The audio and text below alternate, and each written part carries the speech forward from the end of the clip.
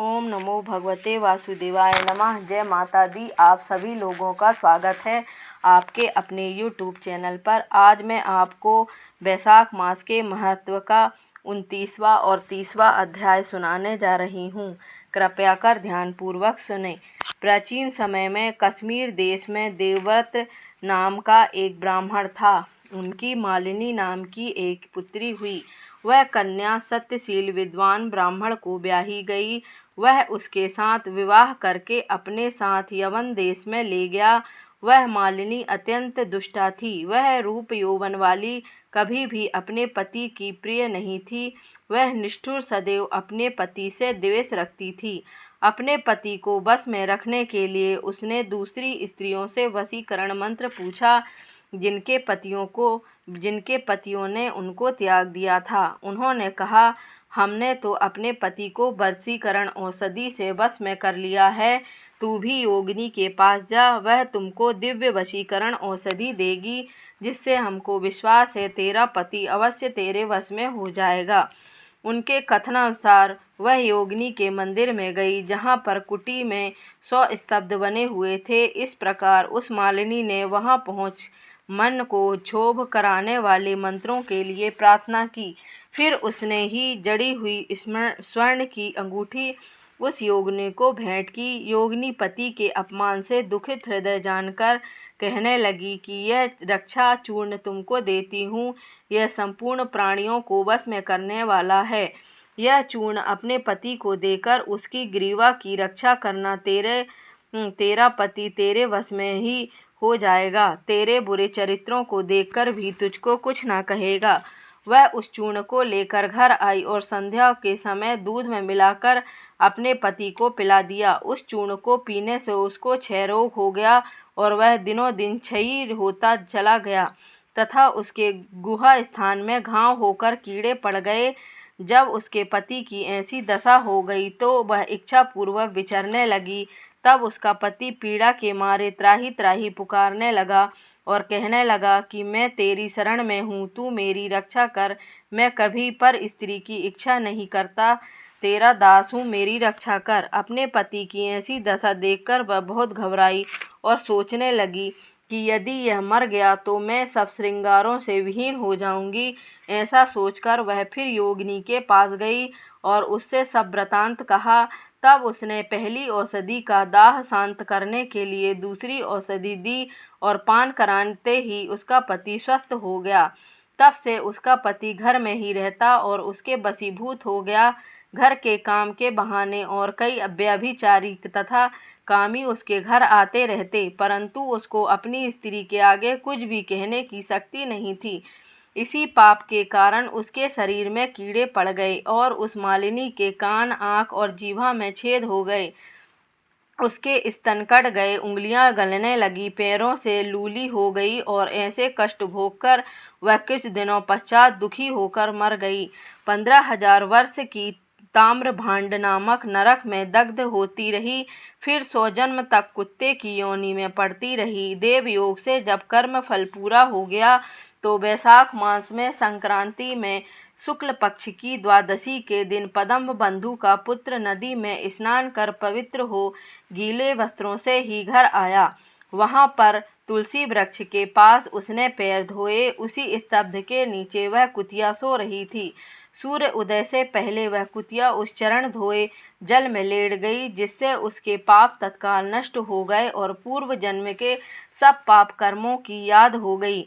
अपने पिछले जन्मों के पाप कर्मों को याद कर व्याकुल होकर त्राही त्राही पुकारने लगी और भय से व्याकुल हो अपने पूर्व कर्मों का वर्णन उस मुनि से कहने लगी कि हे मुनि, वैशाख शुक्ल पक्ष में पुण्यों को बढ़ाने वाली द्वादशी के दिन स्नान दान आदि का जो सुकृत आपने किया है वह मुझे दे दो। इस सुकृत से मेरी मुक्ति हो जाएगी। इस तिथि को आपने जो महापुण्य किया है वह मुझको देकर उद्धार करो। मैं अत्यंत दीन हूँ, मेरी रक्षा करो। हे द्विजवर, मैं आपको नमस्कार करती हूँ। ऐसे वचन सुनकर वह मुनिपुत्र कुतिया से बोले कि अपने किए हुए अच्छे और बुरे कर्मों का फल मनुष्य सुख और दुख के रूप में अवश्य भोगता है। ऐसे वचन सुनकर कुतिया दुखी होकर ऊंचा मुख करके जोर जोर से पुकारने लगी और उसके पिता पदम बंधु से कहने लगी, मैं आपके द्वार पर पड़ी रहने वाली कुतिया हूँ, आपका जूठा टुकड़ा खाती रहती हूँ, आप मेरी रक्षा करिए, क्योंकि महात्मा गृहस्थियों को जो उनके द्वार पर उनकी शरण में पड़े रहते हैं उनका उद्धार करना परम कर्तव्य है। अतः आप मुझ मूर्खा का उद्धार करो। ऐसे कुतिया के वचन सुनकर पदम बंधु घर के बाहर आया और पूछने लगा कि यह क्या बात है। तब उसके पुत्र ने यह सब कथा वर्णन की। पुत्र के वचन सुनकर वे विस्मय के साथ कहने लगे कि मेरा पुत्र होकर तूने यह क्या किया। साधुओं को ऐसे वचन कहने उचित नहीं है। संपूर्ण प्राणी परोपकार के लिए ही हैं। अपनी आत्मा को सुख देने वाले पापी होते हैं। चंद्रमा, सूर्य, पवन, पृथ्वी, अग्नि, जल, चंदन, वृक्ष और महात्मा सभी परोपकार में लगे रहते हैं। दधीची ऋषि ने दैत्यों को अति बलवान जानकर अपनी हड्डियां निकालकर देवताओं को दे दी थीं। जब भूखे सेन ने कबूतर को पकड़ लिया तो राजा शिवी ने अपना मांस काटकर सेन को दिया था। जिमूत नामी राजा ने गरुड़ के लिए अपने प्राण दे दिए थे। इसलिए विद्वान ब्राह्मण को तो सब पर ही दया करनी चाहिए। जैसे कीचड़ में फंसी हुई गौ बाहर निकलते ही उसी प्रकार मैं भी बार बार प्रार्थना करती हुई इस कुतिया के दुख को अपने पुण्य के प्रभाव से अवश्य दूर करूँगा। इस प्रकार अपने पुत्र को समझाकर कुतिया से कहने लगा कि मैं तेरे निमित्त प्रतिज्ञा करता हूँ कि तू मेरे द्वादशी के पुण्य से पापों से छूटकर विष्णु लोक को जा। श्रुतदेव जी कहते हैं कि राजन, वह कुतिया अपने शरीर को त्याग कर दिव्य वस्त्र आभूषण पहन सूर्य के समान तेज वाली तथा सावित्री के समान हो ब्राह्मण से आज्ञा मांग चारों दिशाओं को प्रकाशित करती हुई स्वर्ग में जाकर भोगों को भोगती हुई वैशाख शुक्ल द्वादशी के प्रभाव से और उर्वशी नाम की अप्सरा श्रेष्ठ अंगों वाली तथा देवताओं की प्रिय हुई। 29वां अध्याय समाप्त हुआ। अब मैं आपको 30वां अध्याय सुनाती हूँ।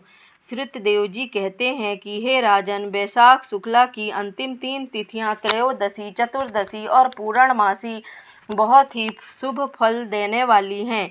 3 तिथियां पुष्करणी कहलाती हैं। जो यदि वैशाख में महीना भर तक स्नान न कर सके तो इन 3 दिन तक स्नान करने से पूर्ण फल मिल जाता है।